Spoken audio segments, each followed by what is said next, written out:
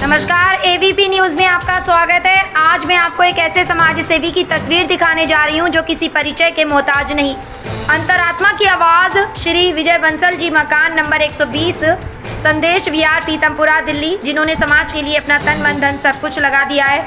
वह लगातार जनता की सेवा के लिए सदैव तैयार रहते हैं। आप देख रहे हैं एबीपी न्यूज। शाहिद वसीम खान के साथ, नई दिल्ली। दर्शकों, एबीपी न्यूज में आपका स्वागत है। भारत के इतिहास में मुलाकात कराने जा रही हूँ जिन्होंने अपनी अंतरात्मा की आवाज से भारत के पूरे वर्ष को हैरान कर दिया है। व्यक्ति से मिलवाने जा रही हूँ जो किसी परिचय के मोहताज नहीं है, विजय बंसल जी। सभी दर्शकों मेरा नमस्कार।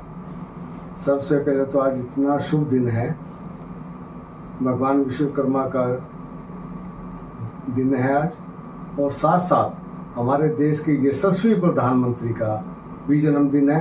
आपके चैनल के माध्यम से हम कोटि कोटि नमन करता हूँ। उस धरती को, वडनगर की धरती को भी नमन करता हूँ जहाँ उनका लालन पालन हुआ, उस मिट्टी में खेले कूदे।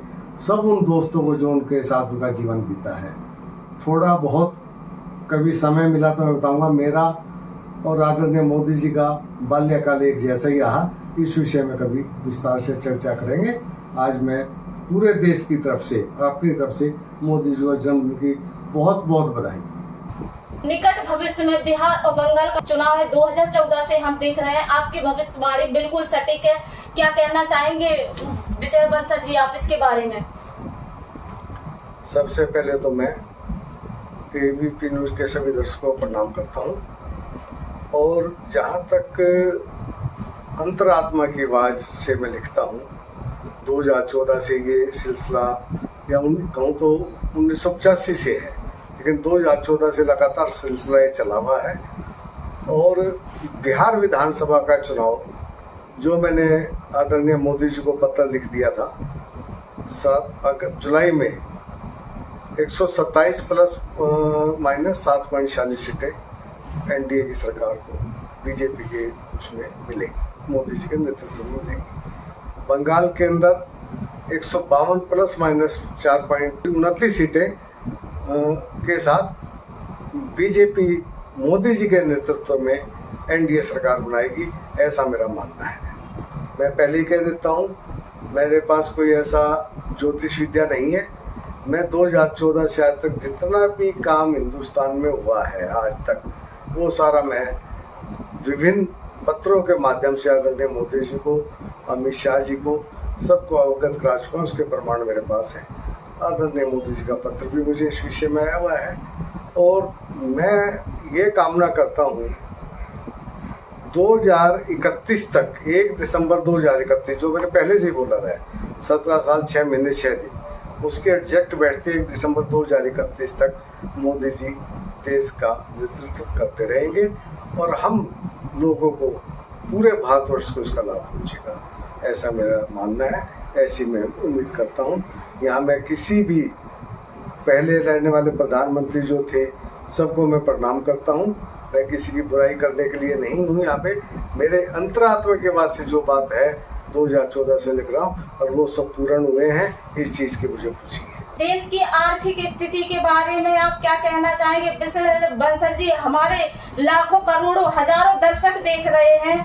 आप सवाल और जवाब दोनों सटीक होते हैं।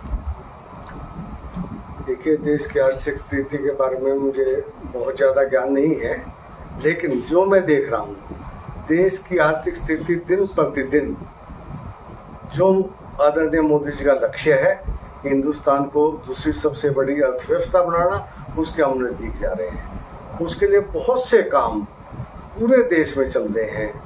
किसी भी तरह के कामों, ऐसे ऐसे आपको कार्य दिखाई देंगे, नेशनल हाईवे दिखाई देंगे, रेलवेज दिखाई देंगे, एयरपोर्ट दिखाई देंगे, मेडिकल कॉलेज दिखाई देंगे। इन सब से देश का भविष्य बहुत उज्जवल रहने वाला है।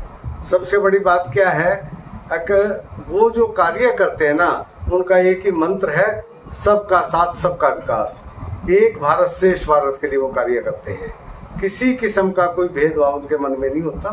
और मुझे पूर्ण विश्वास है, मैं तो 2014 से ये बातें बोल रहा हूँ, आज आप दोबारा से क्वेश्चन कर रहे हैं तो इसलिए मैं इसका जवाब दे रहा हूँ।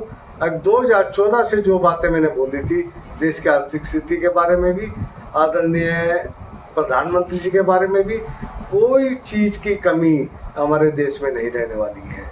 इनके नेतृत्व में देश हमारा स्वर्ण काल में पहुंचने वाला है। जो मैंने बोला हुआ है, हमारा देश विश्व गुरु की तरफ बढ़ चुका है और हमारी एक भारतवर्ष की, पूरे भारतवर्ष की शुरू से, जब से हमारा देश है, हजारों सालों से एक ही संस्कृति रही है। हम विश्व गुरु बनने में रुचि रखते हैं, कि शस्त्र अस्त्र को चलाने में ज़्यादा रुचि नहीं रखते। हमारा एक ध्येय है।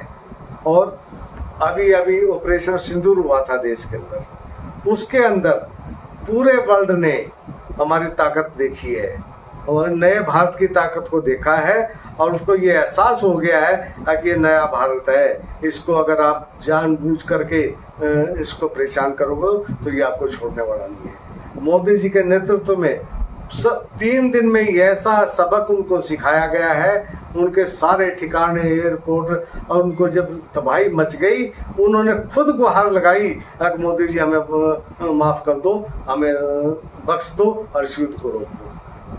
बहुत से लोगों ने इसका झूठा क्रेडिट लेने की कोशिश की, लेकिन इसके बीच में कोई नहीं था। ये सारी की सारी शक्ति पूरे भारतवर्ष की मोदी जी के साथ थी और वो सारे भारतवर्ष को अपना परिवार मानते हैं, इसलिए उनको आज ये है। मैं तो एक और चीज़ कहता हूँ, हमारे भारतवर्ष के अंदर ये प्रथा प्रचलित है कि कोई तीसरी शक्ति ब्रह्मांड में मौजूद है। अगर तीसरी शक्ति कोई ब्रह्मांड में आज मौजूद है तो वो आज आदरणीय प्रधानमंत्री जी के साथ है। उनका रास्ता कोई रुकेगा नहीं, आंधी तूफान कोई उनका रास्ता नहीं रोक पाएंगे। कितनी भी विषम परिस्थिति रही देश के सामने, कोरोना काल बीत गया, बहुत विषम परिस्थिति उस टाइम भी दूसरे देशों की भी मदद करी और अपने भारतवर्ष का पूरा ख्याल रखा। हमारे माननीय मुख्यमंत्री योगी जी जिस तरह से उस कोरोना काल के अंदर काम किया है वो एक उदाहरण है। उनके पिताजी का स्वर्गवास भी हो गया, वहाँ भी नहीं हो जा पाए, उनको साधुवाद है उस चीज़ के लिए। उन्होंने पूरे देश को अपना परिवार माना हुआ है आदरणीय मोदी जी की तरह से। एक और बात मैं कहना चाहता हूँ, मुझे अपने भी पर्सनल मेरे विचार हैं, आने वाली जनता को, आने वाली पीढ़ी को ये विश्वास करना मुश्किल हो जाएगा मोदी जी जैसे किसी आदमी ने वडगांव जैसे गुजरात में जन्म लिया और पूरे भारतवर्ष का नाम बढ़ाया। वो बिना थके बिना रुके 18 घंटे 20 घंटे काम करते हैं। मैं कहूँगा भगवान उनको दीर्घायु प्रदान करे ताकि देश का इसी तरह से होता रहे। अभी जो कश्मीर में रेलवे लाइन का काम हुआ, अभी मैं आजकल अखबार में पढ़ रहा था, वहाँ ट्रकों का हड़ताल वगैरह थी तो सारा फल वहाँ सड़ रहा था पड़ा हुआ, किसान बहुत नुकसान में जाते। मोदी जी की वो रेलगाड़ी सारा फल आजादपुर सब्जी मंडी में आ गया है और लोगों को कश्मीर का सेब और दूसरा सब सामान खाने को मिल रहा है। ये सब चीज़ें साधारण आदमी के बस की बात नहीं हो सकती। मैं तो फिर ये कहूँगा अब जो है उनको तीसरी शक्ति जो इस देश में, इस ब्रह्मांड में विद्यमान है, आज वो पूरी तरह से मोदी जी के साथ है। यही कहते हुए मैं अपने विचारधारा को, अपने विचारों को विराम देता हूँ। जय हिंद, जय भारत, एक भारत श्रेष्ठ भारत। सबको नमस्कार। एबीपी के दर्शकों को और पूरे भारतवर्ष को बहुत बहुत नमस्कार। ये मेरी मन के अंतरात्मा को उदाहरण थे जो मैंने किए। और एक और चीज़ छोटी सी है, 2029 तक जितने हिंदुस्तान में इलेक्शन आएंगे आप देखना, सब जगह एनडीए का परचम फहराएगा। मोदी जी के नेतृत्व में सब जगह पूरे स्टेट में इनका वो बनेगा। और जो एक कार्य आजकल चल रहा है वोटर लिस्ट की रिवीजन का, उसका वो एक बहुत अच्छा कार्य है।